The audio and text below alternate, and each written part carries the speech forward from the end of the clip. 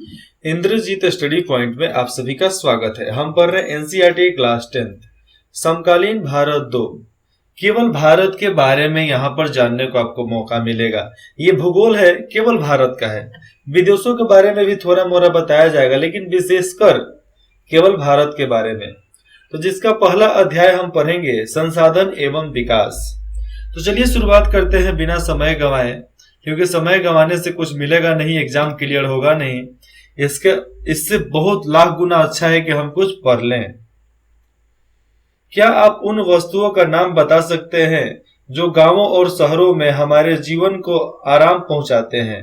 ऐसे वस्तुओं का नाम बताओ जो हमारे जीवन में हमें आराम पहुंचाते हैं।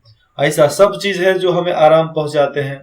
ऐसी वस्तुओं की एक सूची तैयार करें और इनको बनाने में प्रयोग होने वाली पदार्थों का नाम बताएं कि कौन कौन सा सामान उसमें लगकर बनता है। हमारे पर्यावरण में उपलब्ध प्रत्येक वस्तु जो हमारी आवश्यकता को पूरा करने में प्रयुक्त की जा सकती है, उसका उपयोग किया जा सकता है और उनको बनाने के लिए प्रौद्योगिकी उपलब्ध है जो आर्थिक रूप से संभव और सांस्कृतिक रूप से मान्य है, एक संसाधन है। यहाँ पर देखा जाता है जो भी पर्यावरण से मिला हुआ, पर्यावरण में उपलब्ध प्रत्येक वस्तु जो हमारी इच्छाओं को पूरा करे, जो प्रौद्योगिकी को उपलब्ध पहुंचाए, प्रौद्योगिकी के वजह से हमें मिले, तो वह हमारे आर्थिक रूप से संभाव्य और सांस्कृतिक रूप से मान्य है, जिसको हम संसाधन बोलते हैं। जवाब मिल गया। हमारे पर्यावरण में उपलब्ध वस्तु, संसाधन में लिखना जो पर्यावरण में उपलब्ध है, जो हमें जरूरतों को पूरा करता है, जो हमारी जरूरतों को पूरा करता है और प्रौद्योगिकी उपलब्ध कराता है, प्रौद्योगिकी सामान उपलब्ध कराता है, उसे हम संसाधन कहते हैं। ये भी छोड़ो, सीधा भाषा में समझो आप, जो चीज की जरूरत हमें है वो सब संसाधन है। क्या है? वो सब संसाधन है। हमारे पर्यावरण में उपलब्ध धातुओं, यहाँ पर पहले धातुओं का देख लो। मानव, प्राकृतिक, भौतिक प्राकृतिक, पर्यावरण, यहाँ पर प्राकृतिक है, और प्रौद्योगिकी और संख्याएं, ये सब मानव नियंत्रण में है। सब मानव इसका कार्य करता है, सब पे मानव कार्य करता है, सब मानव के लिए काम करते हैं। तो हमारे पर्यावरण में उपलब्ध वस्तुओं की रूपांतरण प्रक्रिया प्रौद्योगिकी और संस्थाओं के पारस्परिक क्रियामत्य संबंध में निहित है। यहाँ पर ध्यान से समझने वाली बात जो है कि पर्यावरण में उपलब्ध वस्तुओं की रूपांतरण प्रक्रिया, जो चीज हमें पर्यावरण में उपलब्ध है, जो चीज हमारे धरती पर उपलब्ध है, वो सब प्रौद्योगिकी और संस्थाओं के पारस्पर काम करने, मतलब एक गति से काम करने के संबंध में सब उन्हीं में मिला हुआ है।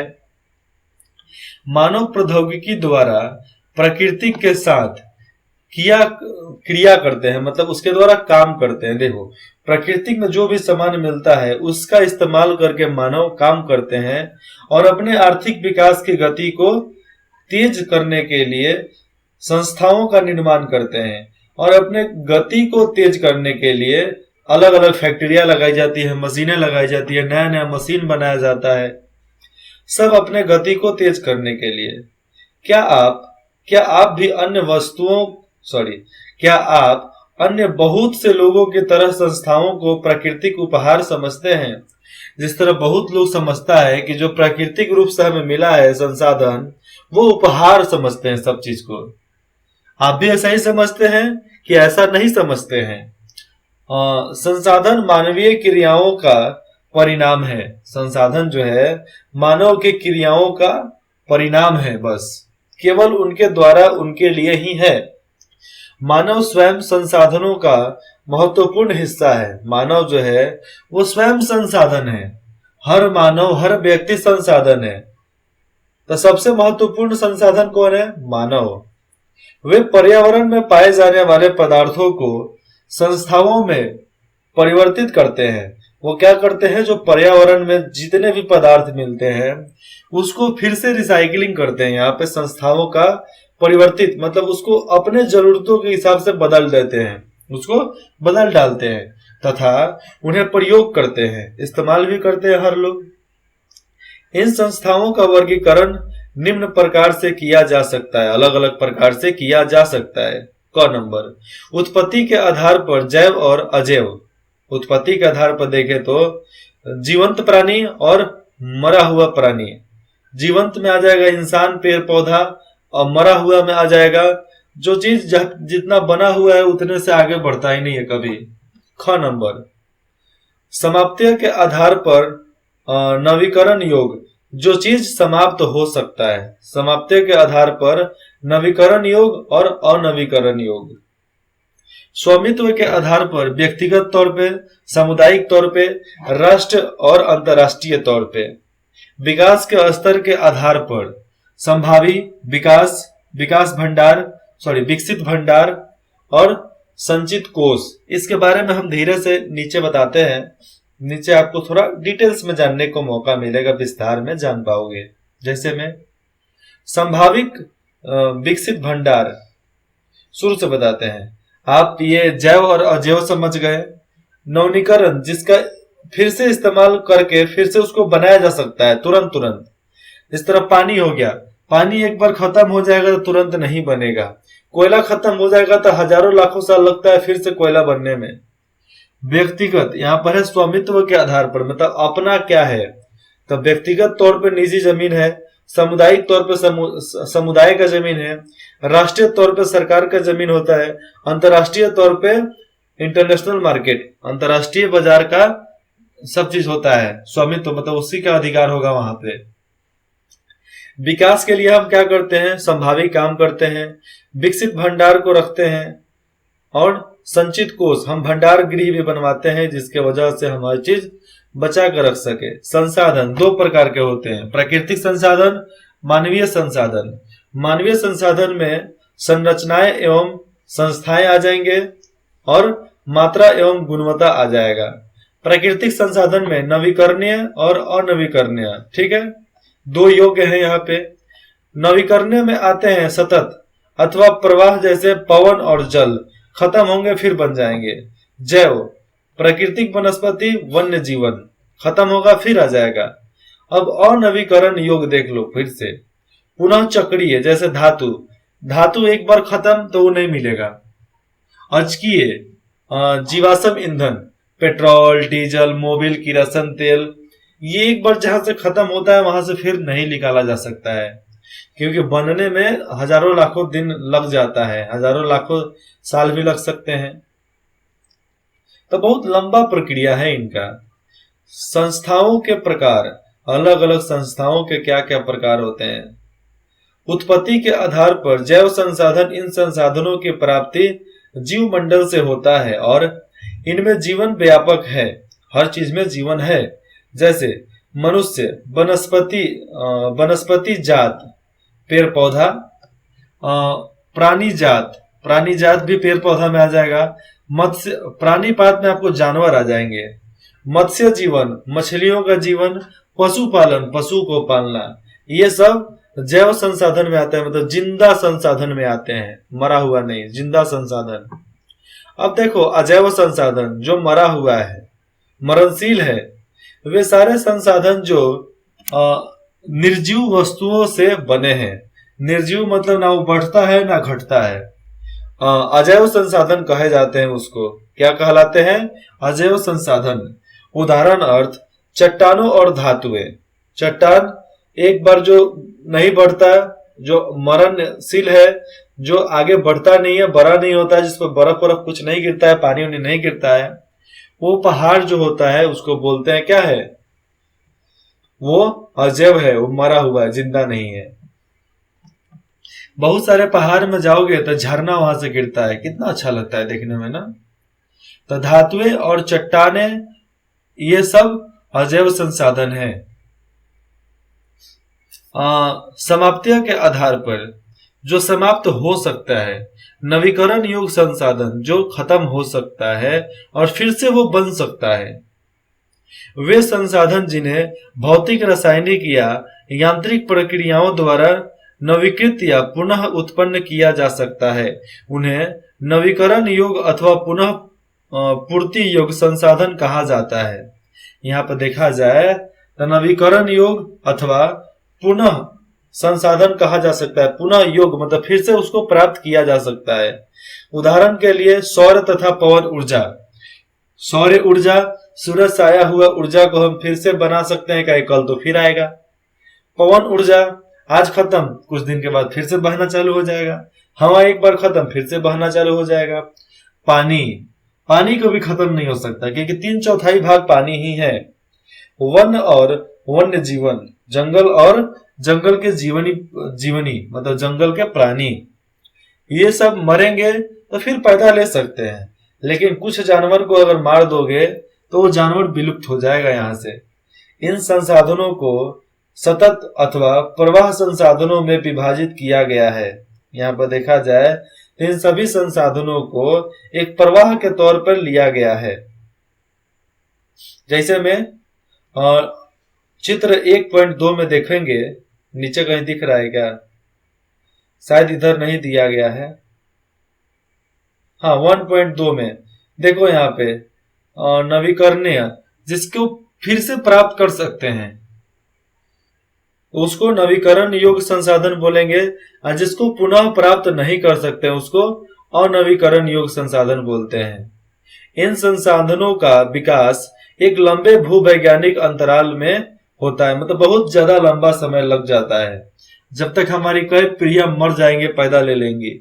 खनिज और जीवाश्म ईंधन इस प्रकार के संसाधनों के उदाहरण हैं।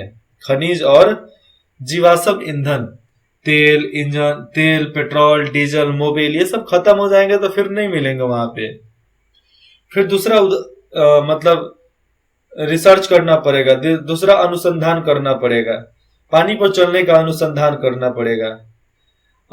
इनके बनने में लाखों वर्ष लग जाते हैं, कम नहीं लाखों वर्ष लगते हैं। इनमें से कुल संसाधन जैसे धातु पुनः चक्रीय है, धातु फिर से खत्म होगा तो बन सकता है, और कुछ संसाधन जैसे जीवाश्म ईंधन चक्रीय है, बहुत साल लग जाता है इसको बनने में, और एक बार के प्रयोग के साथ ही खत्म हो जाता है। लोहा का एक बार इस्तेमाल कर दो, लोहा खत्म, फिर से आएगा कबाड़ में खरीद कर तो उसको बेचा जाएगा, नहीं तो सब बर्बाद हो जाएगा। स्वामित्व के